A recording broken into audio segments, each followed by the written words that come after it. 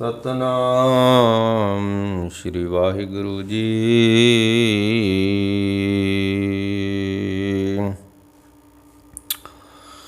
ਸੰਤ ਕਾ ਮਾਰਗ ਧਰਮ ਕੀ ਪੌੜੀ,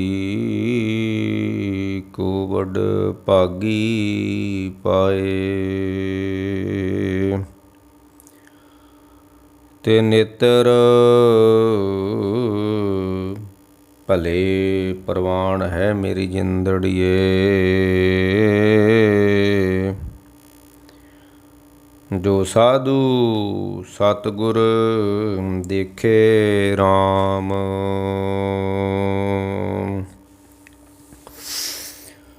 ਤੇ ਹਸਤ ਪਨੀਤ ਪਵਿੱਤਰ ਹੈ ਮੇਰੀ ਜਿੰਦੜੀਏ। ਜੋ ਹਰ ਜਸ ਹਰ ਲੇਖੇ ਰਾਮ,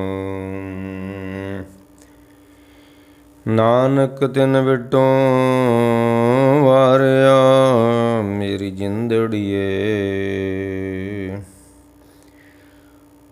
ਤੇ ਤਿਸ ਜਨ ਕੇ ਪਗ ਨਿਤ ਪੂਜੀਐ ਮੇਰੀ ਜਿੰਦੜੀਏ। ਜੋ ਮਾਰਗ ਧਰਮ ਚਲੇਸੇ ਰਾਮ,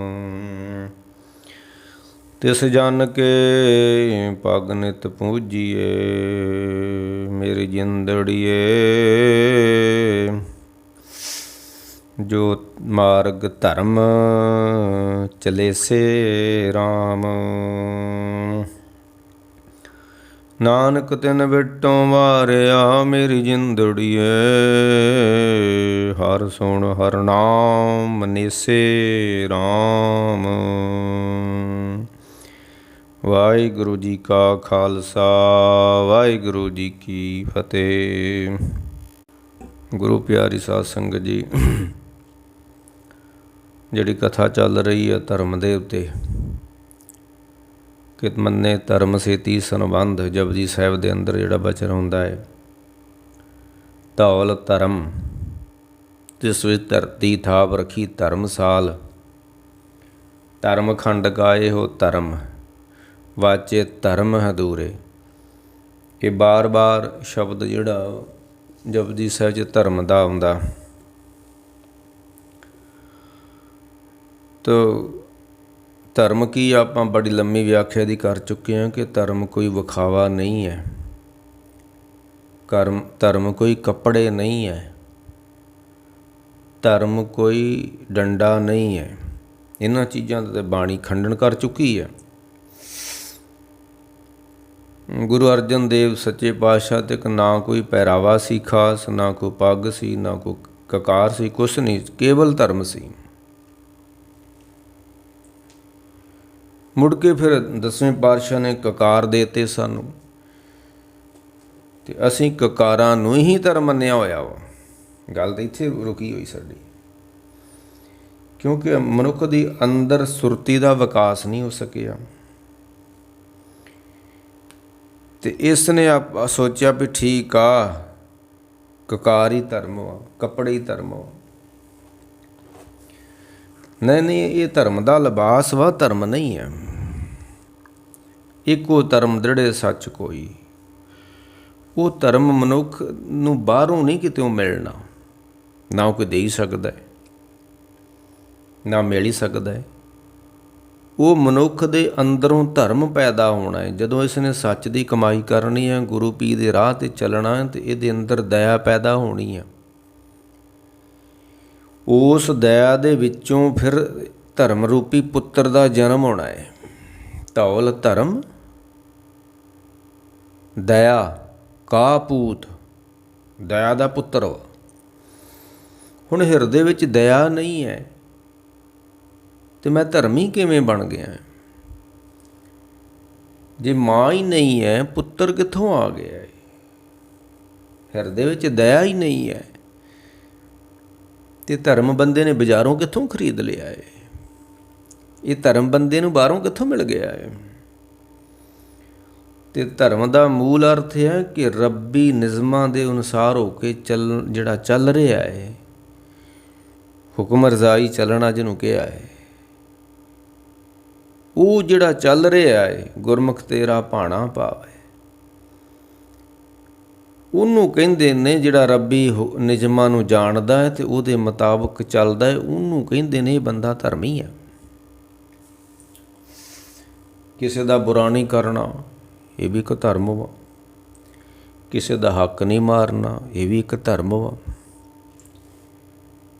ਕਿਸੇ ਨੂੰ ਬੁਰਾ ਨਹੀਂ ਬੋਲਣਾ, ਇਹ ਵੀ ਧਰਮ ਵਾ।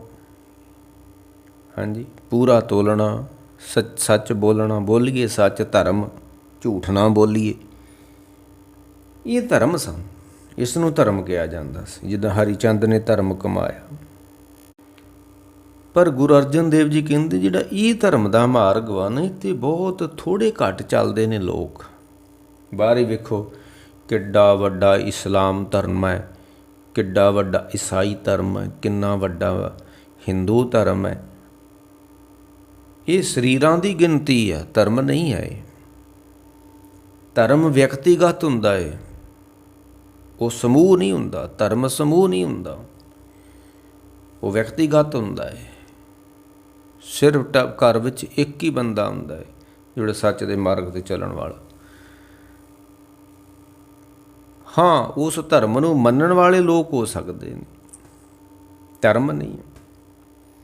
ਜਿੱਦਾਂ ਗੁਰੂ ਅਰਜਨ ਦੇਵ ਜੀ ਕਹਿੰਦੇ ਨੇ, ਸੰਤ ਕਾ ਮਾਰਗ, ਸੰਤ ਇੱਕ ਕੋਈ ਭੇਖ ਨਹੀਂ ਹੈ। ਸੰਤ ਇੱਕ ਮਾਰਗ ਵਾ ਜਿਹੜਾ ਸੱਚ ਨੂੰ ਸੱਚ ਦੇ ਪਾਸੇ ਲੈ ਜਾਂਦਾ ਹੈ। ਸੰਤ ਕਾ ਮਾਰਗ ਧਰਮ ਕੀ ਪੌੜੀ। ਧਰਮ ਇੱਕ ਪੌੜੀ ਆ, ਧਰਮ ਕੋਈ ਕੱਪੜੇ ਨਹੀਂ ਹੈ। ਸਾਡਾ ਧਰਮ ਹੁਣ ਕੱਪੜਿਆਂ 'ਚ ਹੀ ਵੜਿਆ ਹੋਇਆ ਵਾ। ਪੱਗ ਲੱਥ ਗਈ, ਲਓ ਜੀ ਸਾਡੇ ਦੇ ਧਰਮ ਦੀ ਬੇਪਰਤੀ ਹੋ ਗਈ ਆ। ਉਹ ਪਿੱਛੇ ਜੇ ਇੱਕ ਪੱਤਰਕਾਰ ਦੀ ਪੱਗ ਲੱਥ ਗਈ ਅਤੇ ਸਾਡੇ ਡਾਂਗ ਮਹਿਕਮਾ ਉੱਥੇ ਪਹੁੰਚ ਗਿਆ, ਸਾਡੇ ਧਰਮ ਦੀ ਬੇਇੱਜ਼ਤੀ ਹੋ ਗਈ। ਅਤੇ ਉਹ ਪੱਤਰਕਾਰ ਨੂੰ ਇਹ ਨਹੀਂ ਪੁੱਛਿਆ ਇਹਨਾਂ ਨੇ ਜਾ ਕੇ ਵੀ ਤੂੰ ਹਰ ਤੀਜੇ ਦਿਨ ਦਾੜ੍ਹੀ ਲਾਹ ਦਿੰਦਾ ਹੈ ਕੈਂਚੀ ਦੇ ਨਾਲ। ਇਹ ਬੇਪਤੀ ਨਹੀਂ ਹੈ ਜਿਹੜੀ ਗੁਰੂ ਕੀ ਬਖਸ਼ੇ ਹੋਏ ਕੇਸਾਂ ਨੂੰ ਕੱਟ ਦਿੰਦਾ ਹੈ ਪੱਤਰਕਾਰ। ਉਹ ਬੇਅਦਬੀ ਨਹੀਂ ਹੈ ਜਿਹੜੀ ਲੜਦਿਆਂ ਪੱਗ ਲੱਥ ਗਈ, ਇਹ ਬੇਅਦਬੀ ਕਹਿੰਦੇ ਧਰਮ ਦੀ ਸਾਡੇ ਦੀ। ਜਿਹੜਾ ਖੁਦ ਨਾਈ ਕੋ ਜਾ ਕੇ ਆਪਣੇ ਪੱਤਰਕਾਰ ਨੂੰ ਦਾੜ੍ਹੀ ਲਵਾਉਂਦਾ ਹੈ, ਉਹ ਬੇਅਦਬੀ ਨਹੀਂ ਹੈ ਇਹਨਾਂ ਨੂੰ ਦਿਸਦੀ। ਮਰ ਕਹਿੰਦੇ ਸੰਤ ਕਾ ਮਾਰਗ ਧਰਮ ਕੀ ਪੌੜੀ। ਧਰਮ ਕੋਈ ਪੌੜੀ ਆ, ਤੁਹਾਨੂੰ ਕੋਈ ਉੱਪਰ ਨੂੰ ਲਿਜਾਣ ਵਾਸਤੇ ਹੈ। ਤੁਹਾਨੂੰ ਇਸ ਧਰਮ ਇਹ ਨਹੀਂ ਕਿ ਤੁਹਾਨੂੰ ਧਰਤੀ ਉੱਤੇ ਲੜਾਵੇ ਮਰਾਵੇ। ਜਿੰਨੇ ਫਿਰਕੇ ਪੈਦਾ ਹੋ ਗਏ, ਧਰਮ ਪੈਦਾ ਹੋ ਗਏ, ਲੜਨ ਮਰਨ ਦੇ ਨੇ ਕਿ ਹੋਰ ਵੀ ਕੁਛ ਨਾ ਧਰਤੀ ਤੋਂ ਖਟਿਆ ਹੋਇਆ ਵਾ। ਗੁਰੂ ਅਰਜਨ ਦੇਵ ਜੀ ਕਹਿੰਦੇ ਨੇ, ਸੰਤ ਕਾ ਮਾਰਗ ਧਰਮ ਕੀ ਪੌੜੀ, ਕੋ ਵੱਡ ਭਾਗੀ ਪਾਏ। ਕੋਈ ਭਾਗਾਂ ਵਾਲਾ ਵਡਭਾਗੀ ਪਾਏ। ਜਿਸ ਤਰ੍ਹਾਂ ਤੁਸੀਂ ਉਹ ਮੰਗਲਾਚਰਨ 'ਚ ਸ਼ਬਦ ਸੁਣਿਆ ਕਿ ਤਿਸ ਗੁਰੂ ਰਾਮਦਾਸ ਸੋਢੀ ਪਾਤਸ਼ਾਹ ਬਚਨ ਕਰਦੇ ਨੇ, ਤਿਸ ਜਨ ਕੇ ਪੱਗ ਨਿਤ ਪੂਜੀਏ ਮੇਰੀ ਜਿੰਦੜੀਏ। ਉਹਨਾਂ ਲੋਕਾਂ ਦੇ ਚਰਨ ਸਪਰਸ਼ ਕਰੋ, ਗੁਰੂ ਰਾਮਦਾਸ ਸੋਢੀ ਪਾਤਸ਼ਾਹ। ਤਿਸ ਜਨ ਕੇ ਚਰਨ ਨਿਤ ਪੂਜੀਏ ਮੇਰੀ ਜਿੰਦੜੀਏ। ਕਿਹਨਾਂ ਦੇ? ਜੋ ਮਾਰਗ ਧਰਮ ਚਲੇਸੇ ਰਾਮ। ਜੋ ਧਰਮ ਦੇ ਮਾਰਗ 'ਤੇ ਚੱਲਦੇ ਨੇ, ਧਰਮ ਦੇ ਰਾਹ 'ਤੇ ਚੱਲਦੇ ਨੇ ਜਿਹੜੇ। ਅਤੇ ਪਰ ਮਨੁੱਖ ਕੀ ਕਰਦਾ? ਮਨੁੱਖ ਬਾਹਰੋਂ ਹੀ ਕੁਛ ਕਰਕੇ ਅਤੇ ਉਸੇ ਨੂੰ ਧਰਮ ਮੰਨ ਕੇ ਬਹਿ ਜਾਂਦਾ ਹੈ। ਕੱਲ੍ਹ ਵੀ ਮੈਂ ਇੱਕ ਸਲੋਕ ਦੀ ਵਿਆਖਿਆ ਕਰਨੀ ਸੀ ਗੁਰੂ ਨਾਨਕ ਸਾਹਿਬ ਦੀ, ਕੱਲ੍ਹ ਵਿਆਖਿਆ ਰਹਿ ਗਈ ਹੈ। ਅੱਜ ਮੈਂ ਆਸ ਕਰਦਾ ਕਿ ਉਹਦੀ ਆਪਾਂ ਵਿਆਖਿਆ ਆਰੰਭ ਕਰੀਏ, ਮੁੜ ਕੇ ਸਮਾਂ ਸਮਾਪਤ ਹੋ ਜਾਂਦਾ। ਮਹਾਰਾਜ ਨੇ ਬਾਹਰੀ ਧਰਮ ਨੂੰ ਕੰਡਮ ਕਰਦਿਆਂ ਹੋਇਆਂ ਹੋਰ ਤਰੀਕੇ ਦਾ ਧਰਮ ਦੁਨੀਆ ਨੂੰ ਦੱਸਿਆ ਹੋਇਆ ਹੈ। ਇੱਕ ਵਾਕ ਆਉਂਦਾ ਹੈ ਗੁਰੂ ਕਾ ਕਿ ਨਾਨਕ ਚੁਲੀਆਂ ਸੁੱਚੀਆਂ। ਮਨੁੱਖ ਆਪਣੇ ਆਪ ਨੂੰ ਸੁੱਚਾ ਕਰਨ 'ਤੇ ਲੱਗਾ ਹੋਇਆ ਅਤੇ ਕਹਿੰਦਾ ਬਸ ਆਪਣੇ ਆਪ ਨੂੰ ਸੁੱਚਾ ਕਰਨਾ ਹੀ ਮੇਰਾ ਧਰਮ ਆ।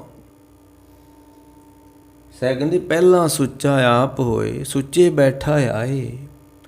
ਜਗ੍ਹਾ ਵੀ ਸੁੱਚੀ ਕੀਤੀ, ਆਪ ਵੀ ਸੁੱਚਾ ਹੋ ਗਿਆ। ਸੁੱਚੇ ਅੱਗੇ ਰੱਖਿਓ।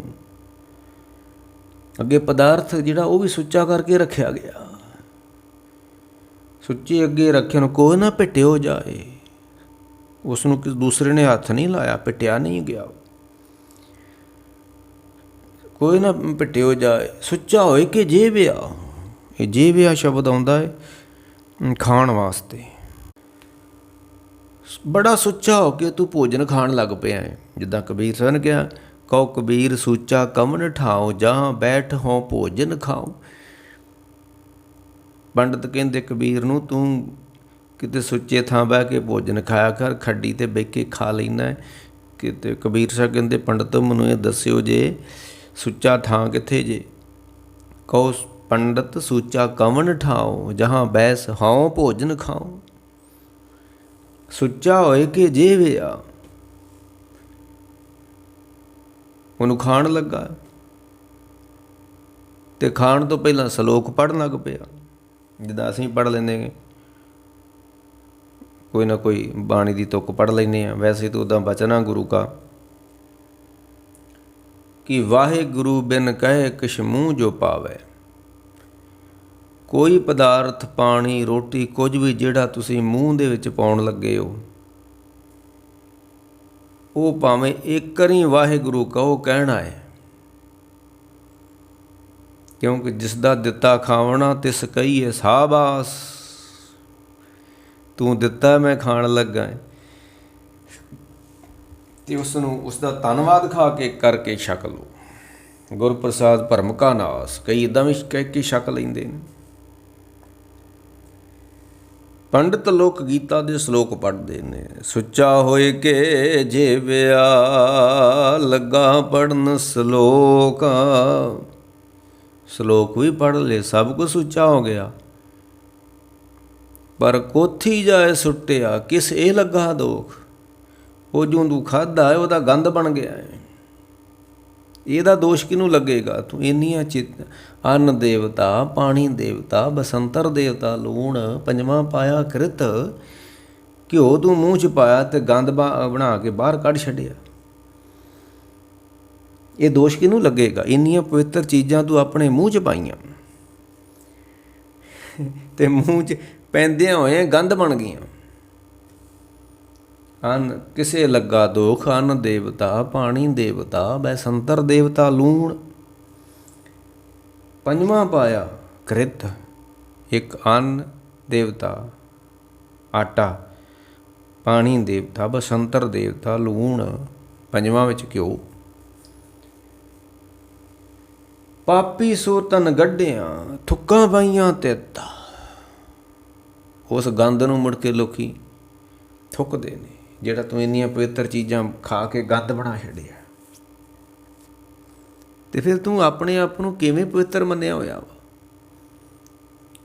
ਜੇ ਤੂੰ ਇੰਨਾ ਕੁਛ ਪਵਿੱਤਰ ਕਰਕੇ ਖਾਧਾ ਸੀ, ਉਹ ਪਵਿੱਤਰ ਚੀਜ਼ ਬਣ ਜਾਂਦੀ, ਉਹ ਤਾਂ ਗੰਦ ਬਣ ਗਿਆ। ਅਤੇ ਫਿਰ ਪਵਿੱਤਰ ਕਿਵੇਂ ਤੂੰ ਹੋ ਗਿਆ। ਲੋਕੀ ਸੁਚਮਤਾ ਨੂੰ ਹੀ ਪਵਿੱਤਰ ਧਰਮ ਮੰਨੀ ਜਾਂਦੇ ਨੇ। ਸਾਹਿਬ ਕਹਿੰਦੇ ਸੁੱਚੇ ਨਾ ਆਖੀਏ ਬਹਿਣ ਜੇ ਪਿੰਡਾਂ ਤੋਏ। ਕੋਈ ਟੂਟੀਆਂ ਹੀ ਮਲੀ ਜਾਂਦਾ ਹੈ, ਕੋਈ ਗੜਵੀਆਂ ਹੀ ਮਲੀ ਜਾਂਦਾ, ਕੋਈ ਬਾਟੇ ਹੀ ਮਲੀ ਜਾਂਦਾ। ਅਤੇ ਇਸ ਕਰਮ ਕਾਂਡ ਨੂੰ ਲੋਕਾਂ ਨੇ ਧਰਮ ਮੰਨਿਆ ਹੋਇਆ ਜੀ। ਅਸੀਂ ਜੀ ਇਸ ਭਾਂਡੇ 'ਚ ਖਾਂਦੇ, ਇਹ 'ਚ ਖਾਂਦੇ ਹੀ ਨਹੀਂ ਆ। ਲਓ ਦੱਸੋ ਹੁਣ ਭਾਂਡਿਆਂ ਨਾਲ ਧਰਮ ਦਾ ਕੀ ਮਤਲਬ ਹੈਗਾ ਹੈ। ਤੁਸੀਂ ਧਰਮ ਹੀ ਹੋ ਅਤੇ ਭਾਂਡੇ ਤੁਹਾਡੀ ਜ਼ਿੰਦਗੀ 'ਚ ਫਿਰ ਇਹ ਰੁਕਾਵਟ ਕਿਉਂ ਬਣੇ ਹੋਏ ਨੇ। ਅਸੀਂ ਇਸ ਭਾਂਡੇ 'ਚ ਖਾਂਦੇ ਹਾਂ, ਉਹ ਦੂਜੇ 'ਚ ਅਸੀਂ ਖਾਂਦੇ ਹੀ ਨਹੀਂ ਹੈ। ਗੁਰੂ ਨਾਨਕ ਸਾਹਿਬ ਤੇ ਸਾਰਿਆਂ ਦੇ ਘਰ ਜਾ ਕੇ ਹਰ ਇੱਕ ਭਾਂਡੇ 'ਚ ਖਾ ਲੈਂਦੇ ਸਨ। ਭਾਈ ਲਾਲੋ ਨੇ ਤੇ ਹੱਥ 'ਤੇ ਦੇ ਦਿੱਤੀਆਂ ਰੋਟੀਆਂ ਬਾਬੇ ਨਾਨਕ। ਪਰ ਅਸੀਂ ਭਾਂਡਿਆਂ ਵਾਲੀ ਮਰਜ਼ਾਦਾ ਕਿੱਥੋਂ ਲੈ ਆਂਦੀ ਹੈ। ਇਹ ਸਾਡੀਆਂ ਆਪਣੇ ਹੀ ਸੰਗਲ ਆਪਣੇ ਗਲ 'ਚ ਪਾਏ ਹੋਏ ਨੇ। ਆਪ ਹੀ ਸੰਗਲ ਤਿਆਰ ਕਰਕੇ ਆਪਣੇ ਗਲ 'ਚ। ਹਾਂ, ਕੋਈ ਭਾਂਡਾ ਸਰੀਰ ਵਾਸਤੇ ਠੀਕ ਹੋ ਸਕਦਾ ਹੈ। ਜਿੱਦਾਂ ਮਿੱਟੀ ਦਾ ਭਾਂਡੇ ਨੇ, ਲੋਹੇ ਦੇ ਭਾਂਡੇ ਨੇ, ਇਹ ਸਾਡੇ ਸਰੀਰ ਨੂੰ ਨਰੋਇਆ ਰੱਖਣ ਵਾਸਤੇ ਹੋ ਸਕਦੇ ਨੇ। ਪਰ ਇਸ ਨੂੰ ਅਸੀਂ ਧਰਮ ਦੇ ਨਾਲ ਕਿਉਂ ਜੋੜਿਆ ਹੋਇਆ ਜੀ। ਇਹ ਗੱਲ ਠੀਕ ਹੈ ਕਿ ਕੋਈ ਵਿਕਾਰੀ ਪਾਪੀ ਬੰਦਾ ਗੁਨਾਹਗਾਰ ਵਾ, ਨਸ਼ੇੜੀ ਆ, ਉਹਦੇ ਹੱਥ ਦਾ ਅੰਨ ਜਲ ਗ੍ਰਹਿਣ ਨਹੀਂ ਕਰਨਾ ਚਾਹੀਦਾ, ਕਿਉਂਕਿ ਮਾੜੇ ਸੰਸਕਾਰ ਨਾਲ ਦੇ ਨਾਲ ਉਹ ਤਿਆਰ ਕੀਤਾ ਹੁੰਦਾ ਭੋਜਨ। ਪਰ ਤੁਸੀਂ ਇਹ ਮਰਜ਼ਾਦਾ ਹੀ ਧਾਰਨ ਕਰ ਲਈ ਵੀ ਅਸੀਂ ਜੇ ਗੁਰਦੁਆਰੇ ਵੀ ਸਰਬ ਲੋਹ ਨਹੀਂ ਵਰਤਦੇ ਤੇ ਅਸੀਂ ਗੁਰਦੁਆਰਿਓਂ ਦੇਗ ਨਹੀਂ ਲੈਣੀ। ਦੇਖੋ, ਗੁਰਦੁਆਰੇ ਗ੍ਰੰਥੀ ਨੇ ਦੇਗ ਤਿਆਰ ਕੀਤੀ ਹੈ, ਉਹ ਵੀ ਨਹੀਂ ਲੈਣੀ। ਕਿਉਂ? ਇਹ ਸਰਬਲੋਚ ਨਹੀਂ ਬਣੀ ਹੋਈ ਜੇ, ਇਹ ਸਾਡੇ ਬੰਦਿਆਂ ਨੇ ਨਹੀਂ ਬਣਾਈ ਹੋਈ, ਕਿਸੇ ਹੋਰ ਨੇ ਬਣਾਈ ਹੋਈ। ਇਹਨਾਂ ਨੇ ਅੰਮ੍ਰਿਤ ਹੋਰ ਕਿਤੋਂ ਛਕਿਆ ਹੈ? ਅਸੀਂ ਇਹਨਾਂ ਚੀਜ਼ਾਂ ਨੂੰ ਧਰਮ ਮੰਨਿਆ ਹੋਇਆ ਜੀ। ਸਾਹਿਬ ਕਹਿੰਦੇ ਨਾਨਕ ਚੁਲੀਆਂ ਸੁੱਚੀਆਂ ਜੇ ਭਰ ਜਾਣੇ ਕੋਏ। ਲੋਕੀ ਚੁਲੀਆਂ ਲੈ ਲੈ ਕੇ ਹੱਥ ਧੋ ਧੋ ਕੇ ਸੁੱਚੇ ਬਣੇ ਜਾਂਦੇ। ਸਾਹਿਬ ਕਹਿੰਦੇ ਅਸੀਂ ਤੁਹਾਨੂੰ ਦੱਸਦੇ ਹਾਂ ਕਿੱਦਾਂ ਸੁੱਚਾ ਹੋਇਆ ਜਾਂਦਾ ਹੈ। ਮੁੱਖ ਤੇ ਸੁੱਚਾ ਹੋ ਹੀ ਨਹੀਂ ਸਕਦਾ। ਸਵੇਰ ਤੋਂ ਲੈ ਕੇ ਸ਼ਾਮਾਂ ਤੱਕ ਮੂੰਹ ਮਾਂਜੀ ਜਾਓ, ਮੁੜ ਕੇ ਫਿਰ ਸ਼ਾਮੀ ਜੇ ਹੱਥ ਲੱਗ ਗਿਆ ਦੰਦਾਂ ਨੂੰ ਤੇ ਫਿਰ ਹੱਥ ਧੋਣਾ ਪੈਂਦਾ। ਇਹ ਤਾਂ ਸੁੱਚਾ ਹੋ ਹੀ ਨਹੀਂ ਸਕਦਾ। ਅਸੀਂ ਤੁਹਾਨੂੰ ਦੱਸਦੇ ਹਾਂ ਕਿਵੇਂ ਸੁੱਚਾ ਹੋਇਆ ਜਾਂਦਾ ਹੈ। ਮਰ ਕਹਿੰਦੇ ਸੁਰਤੇ ਚੁਲੀ ਗਿਆਨ ਕੀ। ਕਹਿੰਦੇ ਜਿਹੜਾ ਗਿਆਨ ਦੀ ਚੁਲੀ ਕਰੇਗਾ ਨਾ, ਸੁਰਤ ਦੇ ਵਿੱਚ ਕਰੇਗਾ, ਸੁਰਤ ਰਾਹੀਂ ਕਰੇਗਾ, ਉਹਦੀ ਸੁਰਤ ਸੁੱਚੀ ਹੋ ਜਾਊਗੀ। ਸੁਰਤੇ ਚੁਲੀ ਗਿਆਨ ਕੀ। ਜਿਹੜਾ ਸੁਰਤਾ ਹੁੰਦਾ ਹੈ, ਸ਼ਬਦ ਨੂੰ ਸੁਣਨ ਵਾਲਾ ਹੈ, ਉਹ ਚੁਲੀ ਕਿਸ ਦੀ ਕਰਦਾ? ਤੁਸੀਂ ਤੇ ਪਾਣੀ ਦੀਆਂ ਚੁਲੀਆਂ ਕਰਦੇ ਹੋ, ਤੇ ਪਾਣੀ ਦੀਆਂ ਚੁਲੀਆਂ ਦੁਆਰਾ ਹੀ ਆਪਣੇ ਆਪ ਨੂੰ ਪਿੱਤਰ ਪਏ ਮੰਨਦੇ ਜੇ। ਸਾਹਿਬ ਕਹਿੰਦੇ ਸੁਰਤੇ ਚੁਲੀ ਗਿਆਨ ਕੀ। ਗਿਆਨਵਾਨ ਨੂੰ ਕੇਵਲ ਸੁਰਤੇ ਨੂੰ ਕੇਵਲ ਗਿਆਨ ਸੁੱਚਾ ਕਰਦਾ ਹੈ। ਗਿਆਨ ਤੋਂ ਉੱਪਰ ਕੋਈ ਪਵਿੱਤਰ ਚੀਜ਼ ਨਹੀਂ ਹੈ। ਬਾਕੀ ਤਾਂ ਸਭ ਕੁਝ ਇਹ ਮੈਂ ਕਹਿ ਹੀ ਚੁੱਕਾ ਅੱਗੇ ਕਿ ਸਭ ਕੁਝ ਹੀ ਅਪਵਿੱਤਰ ਹੈ। ਹਾਲਾਂਕਿ ਕਬੀਰ ਸਾਹਿਬ ਨੇ ਤੇ ਹੋਰ ਬੜਾ ਡੂੰਘੀ ਗੱਲ ਕਹੀ। ਕਹਿੰਦੇ ਮਾਤਾ ਝੂਠੀ ਪਿਤਾ ਵੀ ਝੂਠਾ, ਝੂਠੇ ਹੀ ਫਲ ਲਾਗੇ। ਤੇਰੀ ਬਣਤਰ ਹੀ ਝੂਠ ਤੋਂ ਹੋਈ ਆ, ਤੇ ਜਿਸ ਦੀ ਬਣਤਰ ਹੀ ਝੂਠ ਤੋਂ ਹੋਈ ਆ ਉਹ ਆਪਣੇ ਆਪ ਨੂੰ ਪਵਿੱਤਰ ਮੰਨ ਕੇ ਬੈਠਾ ਹੋਇਆ ਧਰਤੀ ਉੱਤੇ। ਮਾਤਾ ਝੂਠੀ ਪਿਤਾ ਵੀ ਝੂਠਾ, ਝੂਠੇ ਹੀ ਫਲ ਲਾਗੇ। ਤੇਰੀ ਬਣਤਰ ਹੀ ਝੂਠ ਨੇ ਬਣਾਈ ਹੋਈ ਆ, ਤੇਰੀ ਬਣਤਰ ਹੀ ਝੂਠੀ ਆ। ਆਵੇ ਝੂਠੇ ਜਾਵੇ ਝੂਠੇ। ਜਿੱਦਣ ਤੂੰ ਆਇਆ ਸੀ ਧਰਤੀ ਤੇ ਲੋਕਾਂ ਨੇ ਕਿਹਾ ਘਰ ਅਪਵਿੱਤਰ ਹੋ ਗਿਆ ਏ, ਇਸ ਜਨਾਨੀ ਨੂੰ ਹੁਣ ਚੌਂਕੇ ਨਹੀਂ ਚੜ੍ਹਨ ਦੇਣਾ, ਅਪਵਿੱਤਰ ਹੋ ਗਈ, ਪਾਤਕ ਲੱਗ ਗਿਆ ਜੇ। ਤੇ ਪਤਾ ਨਹੀਂ ਤੂੰ ਕਿੱਦਾਂ ਮਹਾਨ ਬਣ ਕੇ ਬਹਿ ਗਿਆ ਇਸ ਧਰਤੀ ਉੱਤੇ। ਜਿੱਦਣ ਤੂੰ ਆਇਆ ਸੀ ਉਦਣ ਹੀ ਜੰਮਿਆ ਸੀ ਤੇ ਤੇਰੀ ਮਾਂ ਨੂੰ ਕਹਿਤਾ ਸੀ ਇਹ ਅਪਵਿੱਤਰ ਹੋ ਗਈ, ਇਹਨੂੰ ਚੌਂਕੇ ਨਹੀਂ ਚੜ੍ਹਨ ਦੇਣਾ। ਆਵੇ ਝੂਠੇ ਜਾਵੇ ਵੀ ਝੂਠੇ। ਜਿੱਦਣ ਤੇਰੇ ਸਾਹ ਪ੍ਰਾਣ ਮੁੱਕ ਜਾਣੇ ਨੇ, ਮੁਰਦਾ ਪਿਆਣਾ ਤੇ ਮੁਰਦਾ ਨੇ ਤੇਰੇ ਲਾਗੇ ਤੇਰੇ ਨੂੰ ਲੋਕਾਂ ਨੇ ਹੱਥ ਨਹੀਂ ਲਾਉਣਾ। ਮੁਰਦਾ ਹੈ, ਅਪਵਿੱਤਰ ਵਾ, ਤੇ ਤੇਰੇ ਜਾਣ ਤੋਂ ਬਾਅਦ ਬੜੇ ਮੰਤਰ ਜਾਪ ਕਰਨੇ ਪੈਣੇ ਨੇ ਘਰ ਵਿੱਚ, ਘਰ ਨੂੰ ਪਵਿੱਤਰ ਕਰਨ ਵਾਸਤੇ। ਖੰਡ ਪਾਠ ਸਾਹਿਬ ਰਖਾਉਣਾ ਪੈਣਾ ਹੈ। ਘਰ ਤੇਰੇ ਮਰਨ ਦੇ ਨਾਲ ਘਰ ਅਪਵਿੱਤਰ ਹੋ ਗਿਆ, ਤੇਰੇ ਆਉਣ ਨਾਲ ਘਰ ਅਪਵਿੱਤਰ ਹੋ ਗਿਆ ਹੈ। ਤੇ ਤੂੰ ਕਿਵੇਂ ਪਵਿੱਤਰ ਹੋ ਗਿਆ ਇਸ ਧਰਤੀ ਉੱਤੇ? ਆਵੇ ਝੂਠੇ ਜਾਵੇ ਵੀ ਝੂਠੇ। ਝੂਠੇ ਮਰੇ ਅਭਾਗੇ। ਤੂੰ ਮਰਿਆ ਵੀ ਝੂਠਾ, ਫਿਰ ਤੈਨੂੰ ਨਹਾਉਣਾ ਪਿਆ। ਮੁਰਦੇ ਨੂੰ ਵੀ ਨਹਾਉਣਾ ਪਿਆ, ਝੂਠਾ ਜੇ। ਤੇ ਨਹਾ ਕੇ ਕਿਹੜਾ ਮੁਰਦਾ ਸੁੱਚਾ ਹੋ ਜਾਣਾ? ਫਿਰ ਝੂਠੇ ਦਾ ਝੂਠਾ ਰਹਿ ਜਾਣਾ। ਫਿਰ ਮੜੀਆਂ ਜਾਣ ਕੇ ਲੋਕ ਇਸ਼ਨਾਨ ਕਰਦੇ ਨੇ, ਮੁਰਦੇ ਨੂੰ ਲੈ ਕੇ ਗਏ ਮੜੀਆਂ ਝੂਠੇ ਹੋ ਗਏ। ਜਿਹਦੀ ਬਣਤਰ ਝੂਠ ਤੋਂ ਜੰਮਿਆਂ ਝੂਠ ਲੱਗ ਗਈ ਘਰ ਨੂੰ, ਮਰਿਆਂ ਤੇ ਘਰ ਨੂੰ ਝੂਠ ਲੱਗ ਗਈ ਹੈ, ਤੇ ਤੂੰ ਆਪਣੇ ਆਪ 'ਚ ਬੜਾ ਹੀ ਪਵਿੱਤਰ ਹੋ ਕੇ ਬੈਠਾ ਹੋਇਆ ਜੀ। ਨਹੀਂ, ਸਾਹਿਬ ਕਹਿੰਦੇ ਨਾਨਕ ਚੁਲੀਆਂ ਸੁੱਚੀਆਂ ਜੇ ਪਰ ਜਾਣੇ ਕੋਏ। ਕਿਸੇ ਨੂੰ ਚੁਲੀ ਭਰਨੀ ਆ ਜਾਵੇ, ਤੇ ਜਦੋਂ ਸੁਰਤੇ ਦੀ ਚੁਲੀ ਗਿਆਨ ਨਾਲ ਭਰ ਗਈ ਨਾ, ਅਜੇ ਤੇ ਪਾਪਾਂ ਗੁਨਾਹ ਨਾ ਸਾਡੀ ਸੁਰਤ ਭਰੀ ਤਿੱਥੇ ਘੜੀਏ ਸੁਰਤ। ਮੰਨੇ ਸੁਰਤ ਹੋਏ ਮਨ ਬੁੱਧ। ਸੁਰਤੇ ਚੁਲੀ ਗਿਆਨ ਕੀ। ਜਿਹੜੇ ਸੁਰਤੇ ਲੋਕ ਨੇ, ਸੁਣਦੇ ਲੋਕ ਨੇ, ਉਹਨਾਂ ਦੀ ਚੁਲੀ ਕਿਹੜੀ ਹੁੰਦੀ ਆ? ਗਿਆਨ ਦੀ ਹੁੰਦੀ ਹੈ। ਗਿਆਨ ਉਹਨਾਂ ਨੂੰ ਪਵਿੱਤਰ ਕਰ ਦਿੰਦਾ, ਗਿਆਨ ਉਹਨਾਂ ਦੇ ਅੰਦਰ ਲੋਭ ਕੱਢ ਦਿੰਦਾ ਹੈ। ਲੋਭੀ ਬੰਦਾ ਜਿੱਥੇ ਮਰਜ਼ੀ ਨਹਾ ਲੇ, ਜੋ ਮਰਜ਼ੀ ਕਰ ਲੇ, ਉਹ ਪਵਿੱਤਰ ਨਹੀਂ ਹੋ ਸਕਦਾ।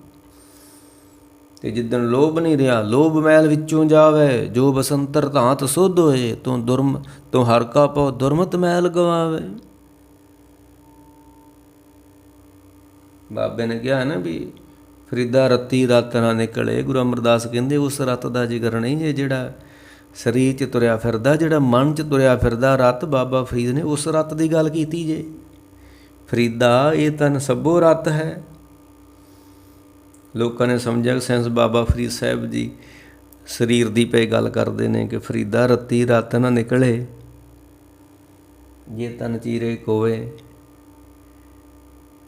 ਅਤੇ ਗੁਰੂ ਅਮਰਦਾਸ ਕਹਿੰਦੇ ਨੇ ਬਾਬਾ ਜੀ ਤੁਹਾਡੀ ਕਿਤੇ ਸਲੋਕ ਦੀ ਲੋਕ ਗਲਤ ਨਾ ਵਿਆਖਿਆ ਕਰ ਜਾਣ। ਗੁਰੂ ਅਮਰਦਾਸ ਨੇ ਆਪਣੇ ਕੋਲੋਂ ਲਿਖਿਆ ਫਿਰ ਇੱਕ ਸਲੋਕ, ਫਰੀਦਾ ਇਹ ਤਨ ਸਭੋ ਰਤ ਹੈ। ਇਹ ਤੇ ਪੈਰ ਦੇ ਗੂਠੇ ਤੋਂ ਲੈ ਕੇ ਉੱਪਰ ਤੱਕ ਰਤ ਨਾ ਭਰਿਆ ਪਿਆ। ਰਤ ਬਿਨ ਤਨ ਨਾ ਹੋਏ। ਜਦ ਖੂਨ ਕੱਢ ਦਿਓ ਤੇ ਬੰਦੇ ਦੀ ਮੌਤ ਹੈ। ਖੂਨ ਦੇ ਆਸਰੇ ਤੇ ਬੰਦਾ ਜੀਂਦਾ। ਹਾਂ ਜੋ ਰਤੇ ਸੈ ਆਪਣੇ,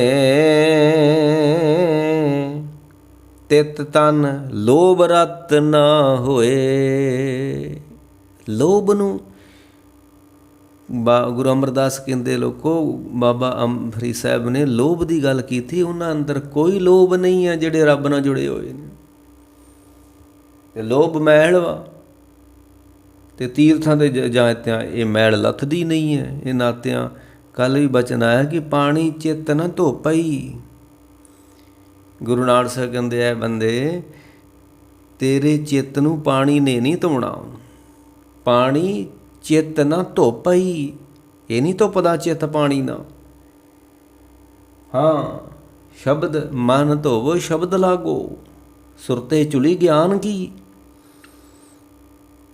ਇਹ ਗਿਆਨ ਦੁਆਰਾ ਚਿੱਤ ਧੁੱਪਣਾ ਜੇ, ਇਹ ਪਾਣੀ ਦੁਆਰਾ ਨਹੀਂ ਜੇ ਧੁੱਪਦਾ। ਹਾਂ ਪਾਣੀ ਦੀ ਲੋੜ ਆ ਸਰੀਰ ਨੂੰ, ਬੜੀ ਭਾਰੀ ਲੋੜ ਹੈ। ਮਨ ਨੂੰ ਨਹੀਂ ਹੈ, ਤਨ ਨੂੰ ਲੋੜ ਹੈ ਪਾਣੀ ਦੀ। ਸਾਹਿਬ ਕਹਿੰਦੇ ਇਹ ਚਿੱਤ ਨੂੰ ਨਹੀਂ ਧੋਂਦਾ ਪਾਣੀ। ਚਿੱਤ ਨਾ ਧੋਪਈ ਮੁੱਖ ਪੀਤੇ ਤਿੱਖ ਜਾਏ। ਇਹ ਤੇਹ ਤੇ ਮਿਟਾ ਸਕਦਾ, ਲੋਭ ਨਹੀਂ ਮਿਟਾ ਸਕਦਾ। ਗੁਰੂ ਅਮਰਦਾਸ ਕਹਿੰਦੇ ਉਹਨਾਂ ਦਾ ਮਿਟ ਜਾਂਦਾ ਹੈ। ਜੋ ਰਤੇ ਸੈ ਆਪਣੇ, ਤਿਤ ਤਨ ਲੋਭ ਰਤ ਨਾ ਹੋਏ। ਇਹ ਲੋਭ ਰੂਪੀ ਰਤ ਨਹੀਂ ਹੋ ਸਕਦਾ। ਜਿੱਦਾਂ ਜੋ ਤਨ ਕੋਲੂ ਪੀੜੀ ਰਤ ਨਾ ਪੋਰੀ ਡੇ। ਜਿਉ ਵੰਜੇ ਹੋਂ ਸੱਦੜੇ ਸੱਚੀ, ਜਿਉ ਵੰਜੇ ਚੌਂ ਖੰਨੀ ਸੱਚੇ ਸੱਦੜੇ ਨੇ। ਨਾਨਕ ਮੇਲ ਨਾ ਟੁੱਟਈ ਰਾਤੀਆਂ ਤੇੜੇ। ਜੋ ਤਨ ਕੋਲੂ ਪੀੜੀਏ ਰਤ ਨਾ ਪੋਰੀ ਡੇ। ਜਿਸ ਤਰ੍ਹਾਂ ਕੋਲੂ ਦੇ ਵਿੱਚੋਂ ਦੀ ਇੱਕ ਵਾਰੀ ਖਲ ਨੂੰ ਕੱਢ ਦਈਏ, ਮੁੜ ਕੇ ਉਹਦੇ 'ਚ ਰਤ ਨਹੀਂ ਰਹਿੰਦਾ, ਤੇਲ ਨਹੀਂ ਰਹਿੰਦਾ। ਤੇ ਨਾਨਕ ਮੇਲ ਨਾ ਚੁੱਕਈ, ਜਿਨ੍ਹਾਂ ਦਾ ਫਿਰ ਕਰੀ ਮੇਲ ਹੋ ਜਾਂਦਾ ਨਾ ਰਾਤੀਆਂ ਤੇੜੇ, ਉਹਨਾਂ ਅੰਦਰ ਫਿਰ ਲੋਭ ਰਤ ਨਹੀਂ ਰਹਿੰਦਾ। ਕਹਿੰਦੇ ਭੈ ਪੈ ਤਨ ਖੀਣ ਹੋਏ। ਰੱਬ ਦੇ ਭੈ ਨੇ ਉਹਨਾਂ ਦੇ ਸਰੀਰ ਨੂੰ ਬੜਾ ਕਮਜ਼ੋਰ ਕਰਕੇ ਰੱਖਿਆ ਹੈ। ਹੁਣ ਤੇ ਚੌੜੇ ਚੌੜੇ ਤਿੰਨਾਂ ਬੰਦਿਆਂ ਜਿਹੜੇ ਬਾਬੇ ਹੋਏ ਨੇ, ਸਾਧ ਖਾ ਲੰਗਰ ਗੋਗੜਾਂ ਵਧਾਈਆਂ, ਚੌੜੇ ਹੋਏ ਫਿਰਦੇ ਨੇ। ਪੈ ਪੈ ਤਨ ਖੀਨ ਹੋਏ, ਲੋਭ ਰਤ ਵਿੱਚੋਂ ਤਾਂ ਜਾਏ ਨਾ। ਜੋ ਬਸੰਤਰ ਧਾਤ ਸੁੱਧ ਹੋਏ। ਲੋਹੇ ਵਿੱਚ ਕੋਈ ਮਿਲਾਵਟ ਆ, ਉਹਨੂੰ ਅੱਗ 'ਚ ਸੁੱਟ ਦਿਓ ਤਾਂ ਸੁੱਧ ਹੋ ਜਾਂਦਾ ਹੈ। ਸੋਨੇ ਵਿੱਚ ਕੋਈ ਮਿਲਾਵਟ ਹੈ, ਉਸ ਨੂੰ ਅੱਗ 'ਤੇ ਸੁੱਟ ਦਿਓ, ਉਹ ਸੋਨਾ ਸੁੱਧ ਹੋ ਜਾਂਦਾ ਹੈ।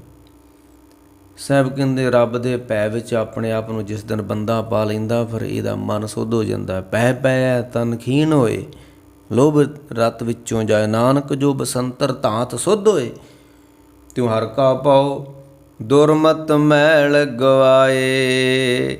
ਇਹ ਚੁੜੀਆਂ ਭਰਿਆਂ ਨਾਲ ਮੈਲ ਨਹੀਂ ਦੂਰ ਹੋਣੀ। ਨਾਨਕ ਚੁਲੀਆਂ ਸੁੱਚੀਆਂ ਜੇ ਪਰ ਜਾਣੇ ਕੋਏ।